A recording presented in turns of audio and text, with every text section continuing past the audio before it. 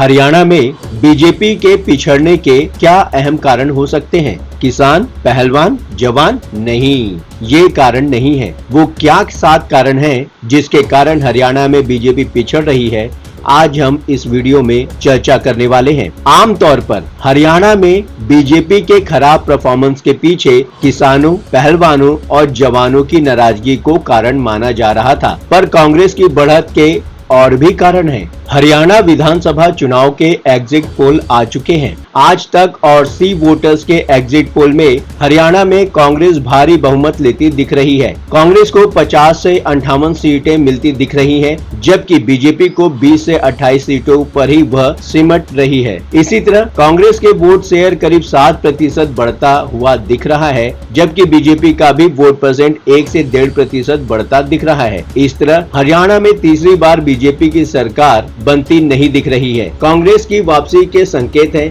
पर exit poll के जो भी संकेत हैं वो किसी के लिए आश्चर्यजनक नहीं है। विधानसभा चुनाव की घोषणा से बहुत पहले हरियाणा की फिजा में बीजेपी के खिलाफ माहौल तैयार था। किसानों की नाराजगी, महिला पहलवानों के आंदोलन और अग्निवीर के चलते जवानों की नाराजगी जगजाहिर थी। लोकसभा चुनाव के समय ही बीजेपी के खिलाफ ये नाराजगी खुलकर सामने आ चुकी थी, पर कांग्रेस में गुटबंदी के चलते बीजेपी ने आधी सीटें यानी कि 10 में से 5 लोकसभा सीटें फिर से जीत ली थी। विधानसभा चुनाव में भी कांग्रेस बटी हुई थी, पर राहुल गांधी, प्रियंका गांधी ही नहीं, सोनिया गांधी तक ने पार्टी को ऐन वक्त पर एकजुट बनाए रखने के लिए मेहनत की। पर कांग्रेस के लैंडस्लाइड विक्ट्री की जो संभावना बन रही है, उसके पीछे कुछ अन्य कारण अहम माने जा रहे हैं। पहला, 2 दिन पहले ही बीजेपी ने हार मान ली थी। आमतौर पर भारतीय जनता पार्टी अंतिम समय तक लड़ाई लड़ने के लिए जानी जाती रही है। जिस तरह पाकिस्तानी क्रिकेट टीम भारत की मजबूत टीम को अंत में आकर ध्वस्त कर देते रहे हैं, ठीक उसी तरह बीजेपी कई बार मजबूत कांग्रेस का काम खराब कर देती रही है। पर इस बार भारतीय जनता पार्टी ने वोटिंग के 2 दिन पहले ही मैदान छोड़ दिया, इसलिए जनता में संदेश चला गया कि बीजेपी मानकर चल रही है कि सरकार कांग्रेस की बन रही है। जबकि पीएम मोदी चुनाव प्रचार के अंतिम समय तक रोड शो करने के लिए जाने जाते रहे हैं। कई बार अपनी इसी कारीगरी के चलते मोदी और बीजेपी ने कांग्रेस और विपक्ष का बनता काम बिगाड़ दिया, पर इस बार बीजेपी का वो जज्बा नहीं दिखा। चुनाव प्रचार के अंतिम दिन से 1 दिन पहले ही प्रधानमंत्री नरेंद्र मोदी और अमित शाह चुनाव प्रचार के लिए हरियाणा नहीं पहुंचे। इसके ठीक विपरीत राहुल गांधी और प्रियंका गांधी ने हरियाणा में कांग्रेस कैंडिडेट के लिए अंतिम दिन तक मेहनत की। इसका सीधा संदेश यही गया कि बीजेपी यह मानकर चल रही है कि इस विधानसभा चुनाव में कुछ हाथ नहीं लगने वाला है। दूसरा, हरियाणा बीजेपी में दलित चेहरे का अभाव। संसदीय चुनाव में जिस तरह यूपी में पार्टी की जमीन खिसकने का सबसे बड़ा कारण दलित और अति पिछड़ों का वोट रहा है, वैसा ही कुछ इस बार हरियाणा में भी हुआ है। हरियाणा में जाट के बाद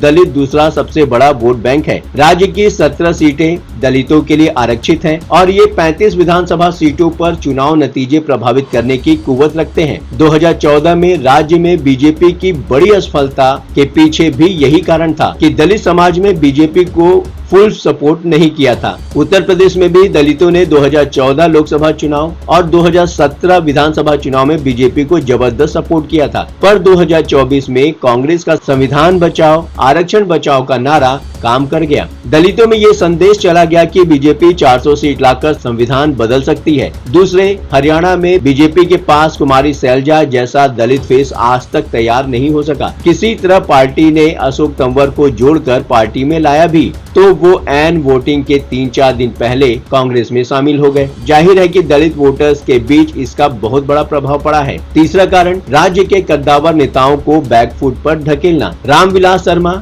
कैप्टन अभिमन्यु, ओम प्रकाश धनखड़, अनिल विज आदि का ठीक से पार्टी ने इस्तेमाल किया होता तो पार्टी की हरियाणा में जो दुर्गति होती दिख रही है वह नहीं होती। मनोहर लाल खट्टर की जगह नायब सैनी को सीएम बनाए जाने से नाराज हुए अनिल विज बीजेपी के लिए बड़ी टेंशन बन गए। पूर्व गृह मंत्री अनिल विज अंबाला कैंट से चुनाव लड़े, पर प्रदेश स्तर पर उनका या तो यूज नहीं किया गया या लोकसभा चुनाव में भी वो प्रचार करने नहीं निकले थे, जिसके चलते बीजेपी अंबाला सीट हार गई थी। अहिरवाल के बड़े नेता और बीजेपी सरकार में केंद्रीय मंत्री राव इंद्रजीत पार्टी से नाराज हुए बड़े नेता रामविलास शर्मा के निर्दलीय नामांकन में पहुंचकर उन्हें समर्थन दिया था। रामविलास शर्मा पूरे आरएसएस के नेता और पूर्व मंत्री हैं। इस बार उनका टिकट बीजेपी ने काट दिया है। हरियाणा में करीब 7% ब्राह्मण वोटर हैं। रामविलास शर्मा की नाराजगी से बीजेपी का ब्राह्मण मतदाता बिखर सकता है, जिसका राव इंद्रजीत ने भी विरोध किया था। अहिरवाल इलाके में अगर सीटों की संख्या घटती है तो इसका मतलब है कि राव इंद्रजीत पूरे मन से पार्टी के लिए काम नहीं किया। हरियाणा की बीजेपी सरकार में मंत्री रहे हरियाणा ओबीसी मोर्चा के अध्यक्ष कर्णदेव कंबोज भी पार्टी का नुकसान हुआ है। कंबोज हरियाणा के बड़े ओबीसी नेता हैं।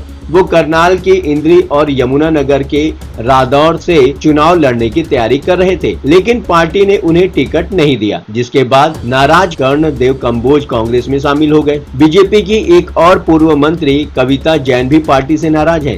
इस बार उनका टिकट काट दिया गया है। टिकट कटने के बाद कविता जैन फूट फूट कर रोने लगी थी। कविता सोनीपत से विधायक रही है। चौथा कारण, शहरों में चरमराई नागरिक सुविधाएं। गुड़गांव फरीदाबाद ही नहीं, रोहतक झज्जर करनाल तक में खराब सीवर, बिजली आपूर्ति, कूड़े के ढेर आदि के चलते नागरिक सुविधाओं की व्यवस्था बुरी तरह खराब हुई है। अभी हाल ही में हुई बरसात में गुड़गांव और फरीदाबाद का जो बुरा हाल हुआ वो देखने लायक था। ऐसा नहीं है कि कांग्रेस राज में इन शहरों की व्यवस्था बहुत अच्छी थी, पर आम जनता की नजर में सुशासन यही है कि घर के सामने से कूड़ा उठ जाए, सड़कों पर गड्ढे न हो, 24 घंटे बिजली और पानी नियमित रूप से मिलता रहे। पर इन मूलभूत सुविधाओं से भी जब आम लोग महरूम होते हैं तो सरकार बदलना लाजमी हो जाता है। एक बात और ये भी है कि जब हरियाणा वाले यूपी में जाते हैं तो उन्हें लगता है कि वास्तव में उनके राज्य में तो कोई काम हुआ ही नहीं है। पिछले कुछ सालों में यूपी के नोएडा और गाजियाबाद जैसे शहरों का कायाकल्प हो गया। हरियाणा के शहरों के मुकाबले यहाँ साफ सफाई, सड़कें और बिजली आदि की व्यवस्था चकाचक हुई है। पांचवा कारण, बदतर हुई कानून व्यवस्था। हरियाणा में कानून व्यवस्था का हाल बहुत ही खराब है। व्यापारियों से वसूली, पिछले कुछ सालों में उद्योग बन गया है। लूटपाट की घटनाएं भी बढ़ी हैं। फरीदाबाद वाले अक्सर यह कहते हुए मिल जाते हैं कि यूपी के सीएम योगी आदित्यनाथ की सख्ती के चलते सारे बदमाशों ने हरियाणा की राह पकड़ ली है। राष्ट्रीय अपराध रिकॉर्ड ब्यूरो एनसीआरबी की साल 2022 की रिपोर्ट भी इस बात की तस्दीक करती है। साल 2022 में प्रदेश में 2,43,000 आपराधिक मामले दर्ज हुए, जो साल 2021 में 17.6% अधिक है। बच्चों के खिलाफ अपराधों में भी 7.7% की बढ़ोतरी हुई है। प्रदेश में बुजुर्गों के खिलाफ अपराधों में भी 50% की बढ़ोतरी हुई है। 7 नामी शख्सियतों की हुई सरेआम हत्या व 3 बार हुआ गैंगवार प्रदेश की कानून व्यवस्था पर सवाल बनकर रह गए हैं। एनसीआरबी के मुताबिक हरियाणा में महिलाओं से दुष्कर्म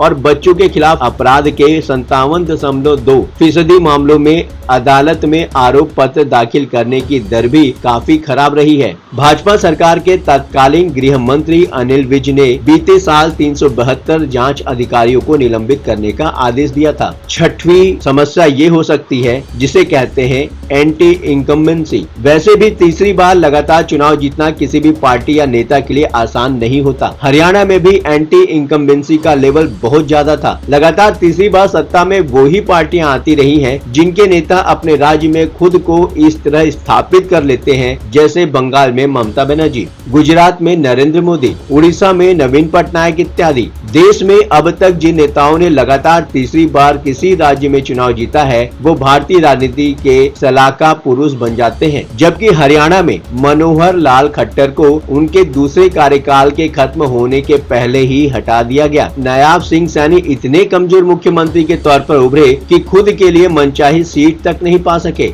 ऐसे सीएम से क्या ही उनके समर्थक और राज्य की जनता या उनकी पार्टी क्या उम्मीद कर सकती है। सातवां और सबसे अहम कारण हो सकता है आप जेजेपी और इनेलो लड़ाई से बाहर हो गए। हरियाणा में 2014 और 2019 की जीत का अगर हम विश्लेषण करते हैं तो देखते हैं कि 2014 के चुनाव में इनेलो के मजबूत होने का बीजेपी को काफी फायदा मिला। उसी तरह 2019 में जेजेपी के मजबूत होने का फायदा बीजेपी को मिला। इस बार ऐसा लग रहा था कि आम आदमी पार्टी के मुखिया अरविंद केजरीवाल केजरीवाल हरियाणा में अच्छी लड़ाई लड़ेंगे, पर केजरीवाल हरियाणा में कांग्रेस के खिलाफ फ्रेंडली मैच खेलते देखे गए। अंतिम समय में तो वो बिल्कुल चुनाव से ही गायब रहे। इनेलो और जेजेपी ने बीएसपी और आजाद समाज पार्टी से गठबंधन भी किया, पर कोई काम नहीं आया। एग्जिट पोल के मुताबिक बीजेपी का वोट परसेंटेज 2019 के लेवल पर बरकरार है। इसका मतलब सीधा है कि उसको इनेलो और जेजेपी के कमजोर होने का नुकसान हुआ है। एग्जिट पोल बता रहा है कि हरियाणा में कांग्रेस की सरकार बन रही है। बीजेपी के पिछड़ने के 7 अहम कारण जो हो सकते हैं मैंने आपके सामने रखे। आपको क्या लगता है?